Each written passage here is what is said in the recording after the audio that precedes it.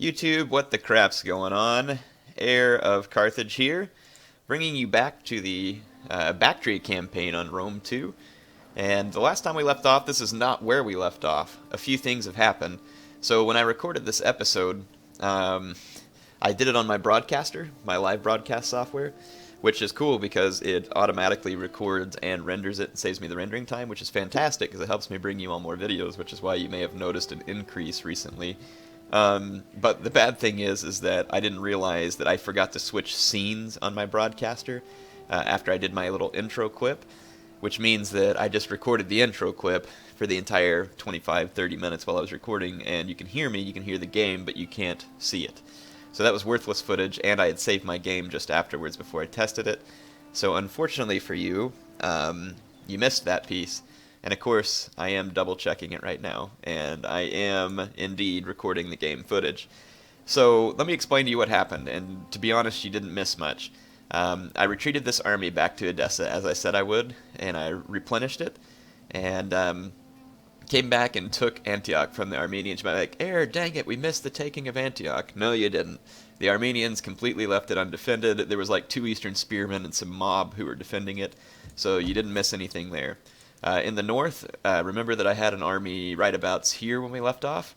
I did go ahead and march to Sarai and take Sarai, and you're like, dang it, we missed the taking of Sarai. Nah, you really didn't. There was like 2 horse archers and some mob. So once again, both of these factions managed to put up quite a miserable fight for their defense. So I did go ahead and recruit a diplomat up here and put her into a passive effect, and I did that to help convert this province further. Let's see. And right now I'm just increasing some of the stats of this particular character.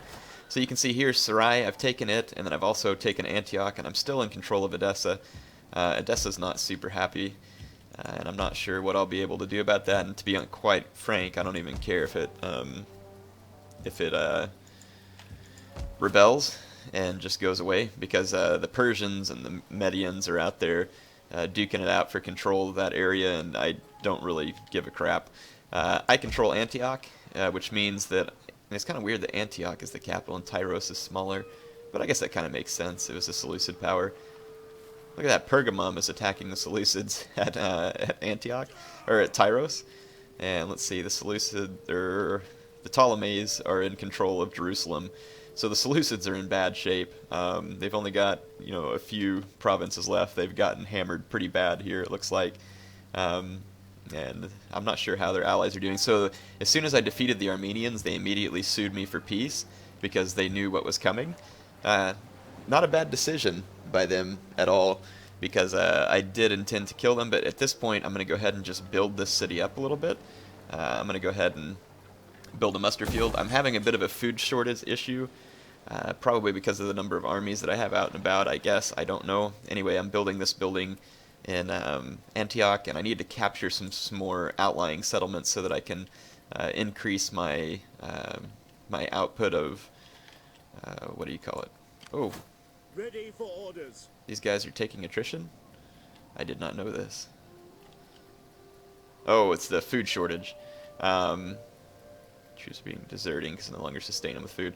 That food shortage should be over shortly, so I might actually just come here and wait here within my province so that my guys can retrain as soon as the food shortage is over in case there's any desertions. But I have buildings being built that will correct the issue. I think I have one being built in Sarai, and then the one, yeah. So 2 turns, that'll be a non-issue. Here's my main army here. These guys are on the way to Galanis to finish off the Roxalani. The Roxalani did try and come take Sarai with a separate army whenever I left, and they were defeated in the attempt because it was an all-cavalry army, and they don't do well trying to siege walls. So let's continue the march to Galanis. None will escape. If these guys get off the path, of course they suffer attrition, and you can see that just by walking, sometimes they get off the path and take a little attrition. There is a large Roxalani army here that looks like it's composed mostly of horse archers, and this attrition is a new thing that's been added by CA in patch 8. So it's the same stuff that you're seeing in Caesar and Gaul. Of course, there's no seasons on this map, but of course it looks like at least my faction suffers attrition when moving off of the road out here in these steppes. So let's take on the Roxalani. For glory and honor! And you can see that my guy suffered a little bit more attrition as they just like, when the AI marches them along the road, they just occasionally come off of it a little bit and suffer some attrition. It's kind of a nuisance that you can't just keep them straight on the road, but it's kind of fair, to be honest. I mean, marching through this kind of weather on a road or not in this kind of area would be extremely debilitating. So in any case, here's the new horse archer spam of the Roxalani, and they've got some backup archers and stuff. Let's see, so I've got some Bactrian noble horse, elephants, lots of slingers, javelin men, pikes. I mean, I should be good to go here. I'm just going to keep this cav alive and skirmish down their horse archers with my slingers. Horse archer spam is not that hard to deal with, in my opinion.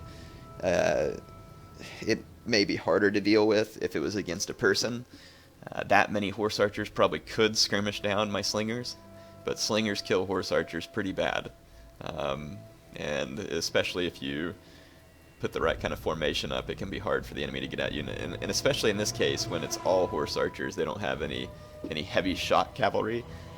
So that's what the barbarians really need, is some heavy shot cavalry to combine with the horse archers. I'm going to wait because the fog's going to mess up their skirmishers, but it also messes up mine.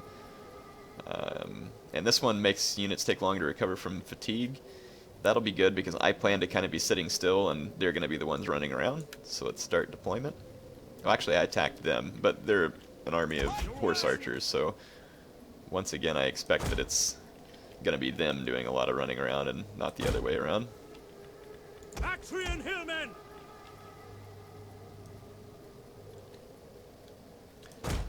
Just gonna Melee infantry! make kind of a little General! Orders! box formation here, just to protect my slingers and skirmishers. So let's get my slingers into position, and I am going to put my slingers in fire at will, but I'm going to take them off skirmish. My two skirmishers, I'm going to turn them both off fire at will and off of skirmish. And let's see, my elephants I'm going to kind of put in a more protected area here. I don't want the enemy horse archers to shoot at them because that could be pretty bad for me, and I'm going to move all my units as one here. Pikes into pike phalanx. Okay. So let's move forward and face the horse archer spam.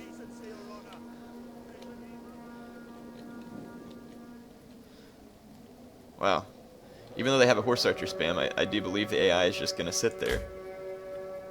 Enemy reinforcements approaching. Yep, they're just going to sit there. Which means that I'm going to have to do some fast forwarding. I don't want to run my men because you all saw that one of the problems with the snow is that it hurts your fatigue. And now they're starting to kind of move back and forth over there. Let's go ahead and fast forward while my men slowly march forward. And we'll just kind of wait till we get to that point. All those reinforcements up there are skirmishers, AI skirmishers. This is a lot of skirmishers. It's somewhat scary, to be honest. These foot skirmishers would be easily caught by my cav, but my only worry is that if I go try and catch them, I'll come under so much fire from horse skirmishers that my cav would get destroyed. Alright, just continuing the slow march forward here. All I need to do is just get into sling range.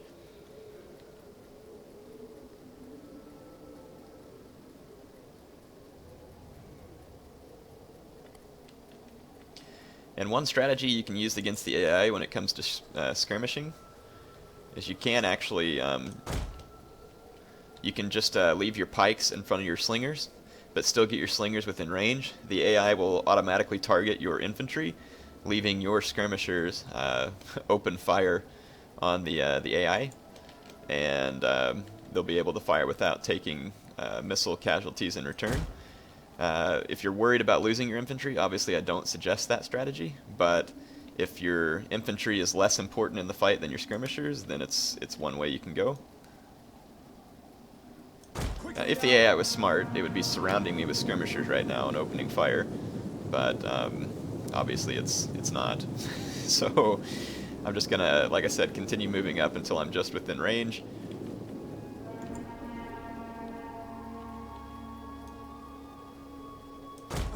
at There we speed. go. That's also going to put me within range of the enemy horse archers, so they should be opening fire here in a moment. Horrible sodding weather. Always is. Yep. One of my units of guys is under fire. My slingers are now opening fire though. And I'm not going to use precision shot. I don't find that it helps too terribly much, and it just ends up making my guys tired. I'm just going to let my slingers do their work from range.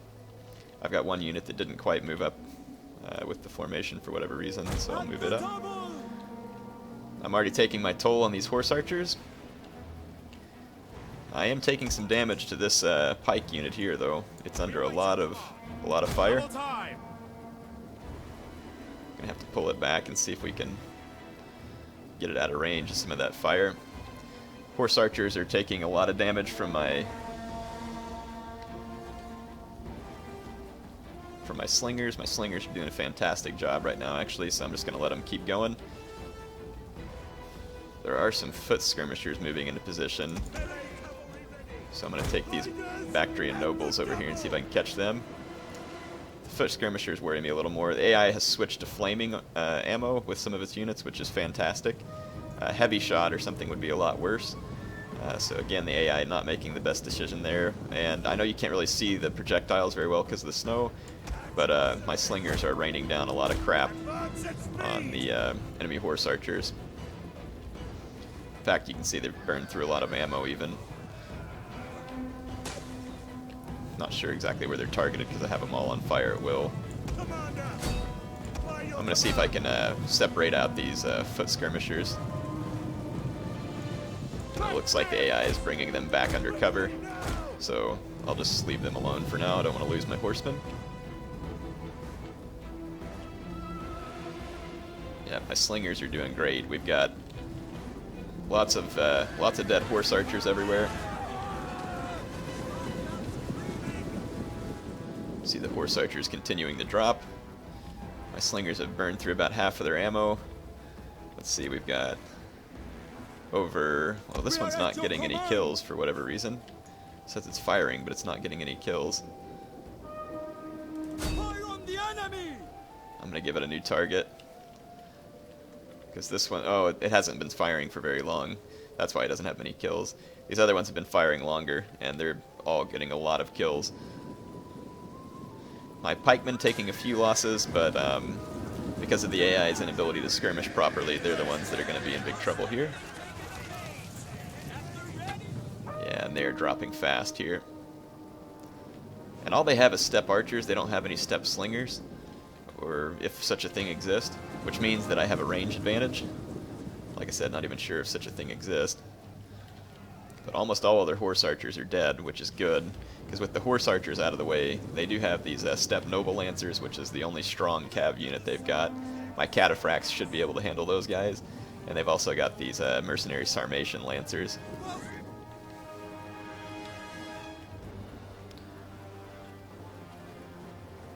Okay. I do believe that pretty much all other horse archers are gone. And so now what I'm going to do, with all the horse archers gone, I'm going to use my hillmen. Well, actually we can use my pikes. I'll just take them out of pike formation because I'm not worried about any of these units in particular. Well, let's see what they're doing here real quick. Slingers at speed. Pull this unit back. My slingers still have a little ammo. I'm going to let them finish it up real quick. The battle is turning in our favor. I'm going to take these Bactrian noble horse to the flank. I'm going to take these cataphracts to the flank in this direction. And I'm going to go ahead and run my pikes forward instead of just taking all this bow fire. And I do have them out of formation. And it'll be kind of pointless, but I'm going to try and chase that Sarmatian Lancer with my cataphract general. One of our units has used all its ammunition. Yeah.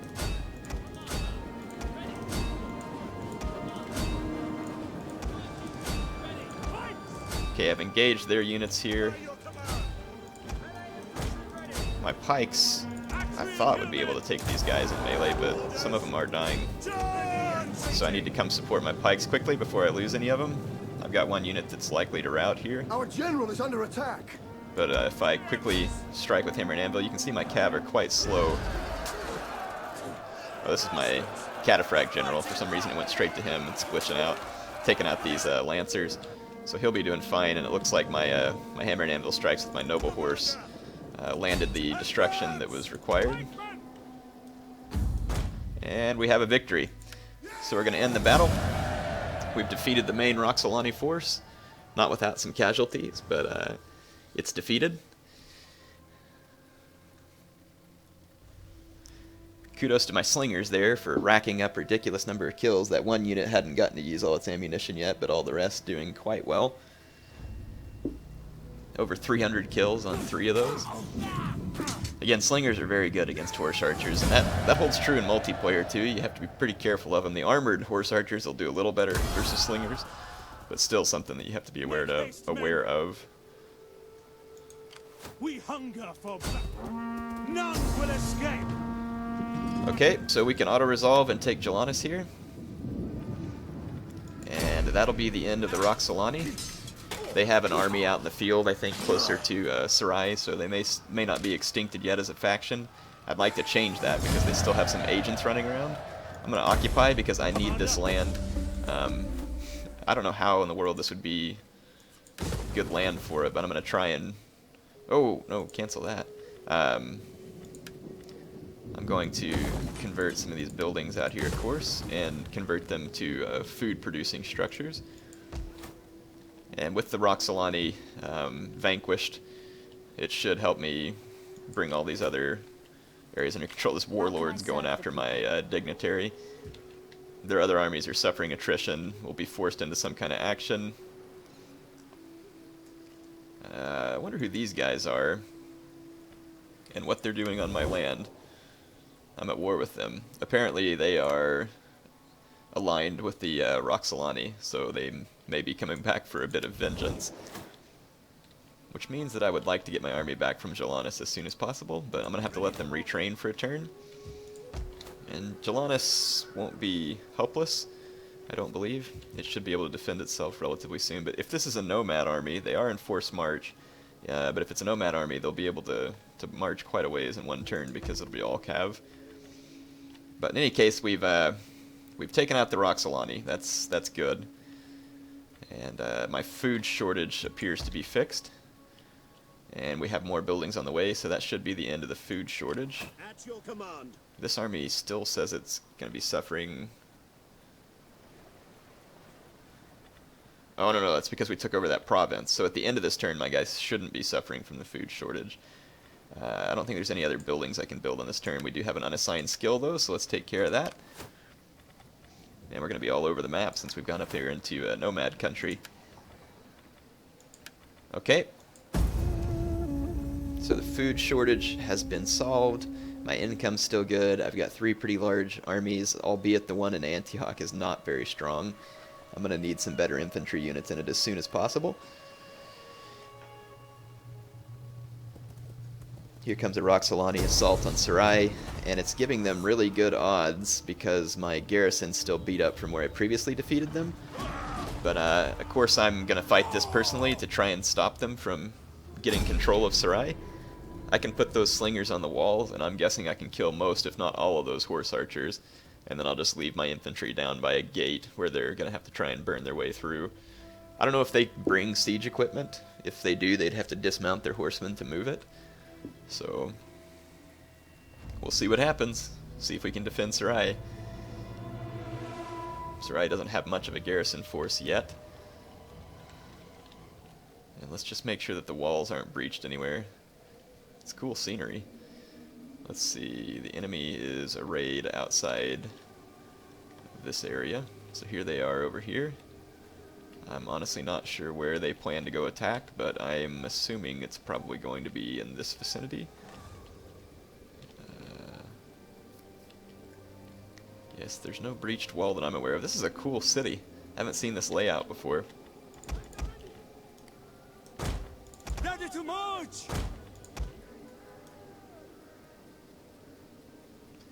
Guard! Just lining my guys up here, and Slingers! See if we can get some shots on these enemy horse archers. I may have to reposition them depending on where the horse archers come from. Let's start the battle and see what happens. See if we can defend my city. I should have boiling oil and all kinds of stuff, so I mean, I feel pretty decent about my chances to do this. And we'll see if I've guessed right about where they're headed to. It looks like I have, but I mean, they could still come across there and take this bridge, and I mean, you never know how the AI is going to do their pathfinding, so I'll keep an eye on them. Nope, they're coming where I want them. And my slingers are now within range from right here on the wall. These guys are going to be getting some nice shots from up here on the wall. Immediately taking out a number of horse archers. The horse archers will have a hard time killing them, plus their horse archers are in fire arrow mode, which is not going to help them. AI really probably needs a few tweaks about how it uses fire arrows, and maybe that's going to come in patch 8.1. Fire arrows would be good, of course, if they were firing at a tower or something similar, but they're not. So that means that these guys are wasting their ammunition. These guys over here, some of them are firing with regular arrows, which is a smarter move. But my guys will take casualties rather slowly since they have good defensive positions on the wall, and their guys ought to be taking casualties at a pretty alarming rate because my slingers have a great position up on the wall. I am going to go ahead and use precision shot since my guys don't have to run away, they're on walls. Our general is under attack. And some of their arrows are overflying the walls and coming down within, so I'm going to move these guys forward to avoid any potential for that. And it looks like my slingers are going to do a fantastic job here. I've got plenty of ammo, plenty of men left, and enemy horse archer units are falling quickly. I think the AI was just going off numbers here, which is why they thought they were going to do well. But yeah, definitely my slingers are going to have no problem mopping this up. Plus my arrow towers are helping out as well. Yeah, these guys are not wavering. Slingers on the wall would be fantastic. And some of you always ask the question, I say always, some of you have asked the question in the past of why do slingers outrange bows? It seems like bows would outrange slings.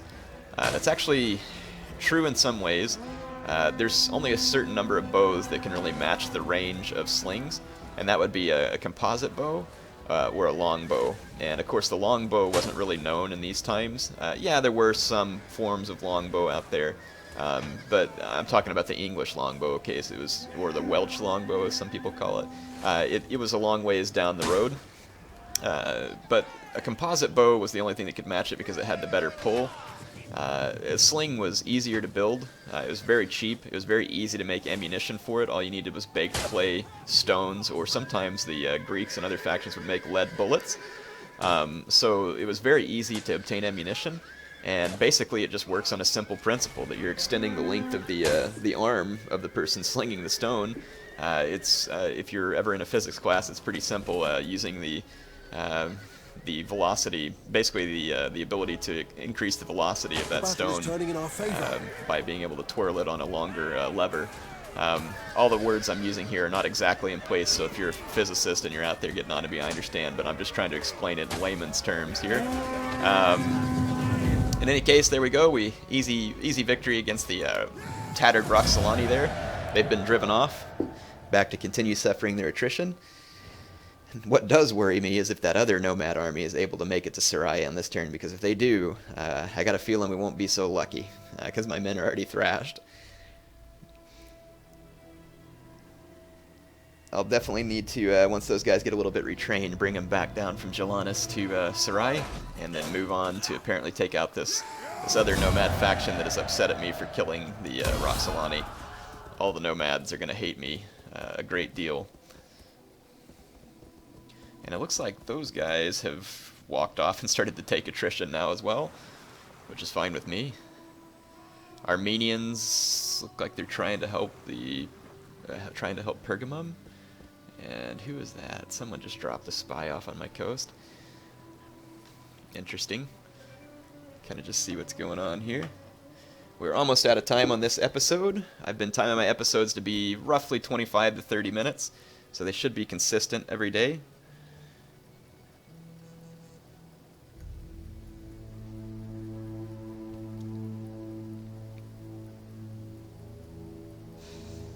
Oh, a noble death. So apparently one of my generals has died. There's an attrition report. Why am I losing men? Oh, it was from the food shortage, I think. But the food shortage is fixed now, so that shouldn't be any big deal. I lost a statesman, but he wasn't actually out in an army, it doesn't look like. Ooh, crap, man, I took a whole bunch of attrition. Well, I'm glad that food shortage is over now, and these guys, for whatever reason, changed their... Ooh, they've got a ballista, too. So those guys are a little more prepared for a siege. Let's see, in Galanis, I'm just going to build another food building, and then we'll convert that one so that I can start having leather to trade. And I'm hesitant to use any food to upgrade one of the town centers because I am running short for the time being. These guys will start retraining now, so I mean I did suffer some attrition due to desertion from the food shortage. This was the only army that didn't, it looks like. I wonder, am I at war with Baktria? No. They actually seem to feel quite friendly towards me. I am at war with Media and Media Atropatane. So actually this army that's right here, waiting to cross the Caspian, could just simply cross and attack Media Atropatane, or Patane, however you say that. So we could just easily go fight them and take them out. Let's find a good city that would be ripe for the taking. Armenians are around us here, but they've settled and made peace with us. Oh, that's going to be it for this episode, folks. HeirofCarthage signing off for now.